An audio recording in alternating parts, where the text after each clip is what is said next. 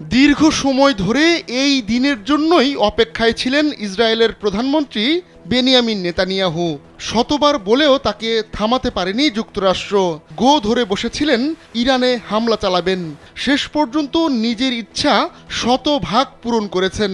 আরও একটি যুদ্ধের দিকে ঠেলে দিয়েছেন পুরো মধ্যপ্রাচ্যকে। নতুন এই যুদ্ধ শুরু করার আগে চলে গোপন বৈঠক আর নানা পরিকল্পনা। সেই পরিকল্পনার ফল হলো ইরানের শীর্ষ কয়েকজন সামরিক কর্মকর্তার জীবন অবসান। এছাড়া ইরানের অন্তত 6 জন পরমাণু বিজ্ঞানীও নিহত হয়েছে ইসরায়েলি হামলায়। এবার আরও বড় টার্গেট নিয়ে এগোচ্ছে ইসরায়েল। ইরানের সর্বোচ্চ নেতা আয়াতুল্লাহ আলী খামেনি ও দেশটির প্রেসিডেন্ট মাসুদ পেজেশকিয়ান এখন ইসরায়েলের নিশানায়। যমুনা ইলেকট্রনিক্স ঈদে ডাবল খুশি অফার সিজন 3, যে কোনো পণ্য কিনলেই পাচ্ছেন নিশ্চিত ঈদ উপহার। এজন্য ইরানের রাজধানী তেহরানের পাস্তুর এলাকায় ক্রমাগত হামলা চালাচ্ছে ইসরায়েল। আর সেই হামলা ঠেকাতে আকাশ প্রতিরক্ষা ব্যবস্থা ব্যবহার করছে ইরান। তেহরানের এই এলাকাতেই থাকেন খামেনি ও পেজেশকিয়ান।